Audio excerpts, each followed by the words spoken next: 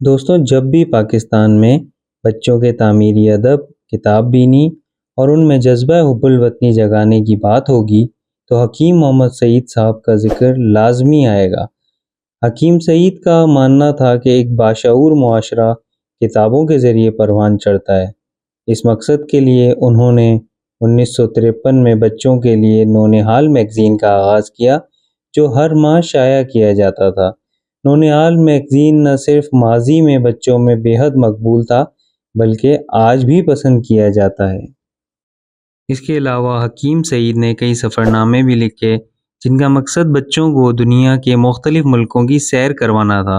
ان کے مشہور سفرنامے جیسے کہ سعید سیاح امریکہ میں، داستان لندن، سعید سیاح ٹورانٹو میں، داستان جرمنی، سعید سیاح فن لینڈ میں اور سعید سیاح شیراز میں کافی مقبول ہیں۔ ان سفرناموں میں بچوں کے لیے نہ صرف علم کا خزانہ ہے بلکہ بچوں کے دلوں میں جستجو اور دنیا کو سمجھنے کا شوق بھی پیدا کرتے ہیں۔ حکیم سعید جانتے تھے کہ قومیں تبھی ترقی کرتی ہیں جب بچوں میں تعلیم و تربیت کے ساتھ حب الوطنی کا جذبہ پیدا کیا جائے۔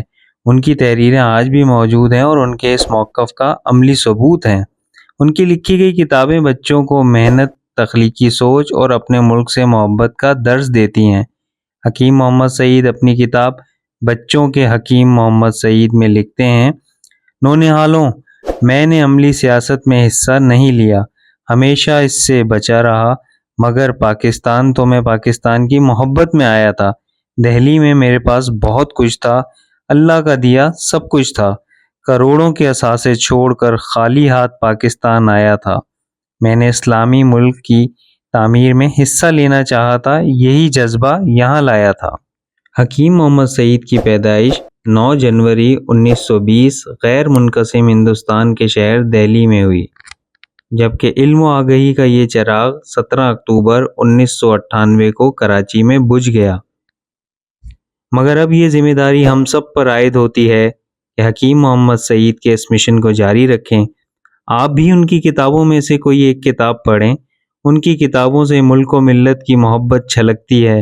اس کے علاوہ یورپ، ایشیا اور دیگر بر اعظموں کے بہترین سفرنامے بھی موجود ہیں۔ ان کتابوں کو اپنے بچوں کے ساتھ شیئر کیجیے۔ آئیں ہم سب مل کر کتاب بینی کو فروغ دیں تاکہ حکیم محمد سعید کے خواب کو تعبیر مل سکے، کیونکہ ہر کتاب جو ہم پڑھتے ہیں وہ حکیم محمد سعید کے مشن کو آگے بڑھاتی ہے۔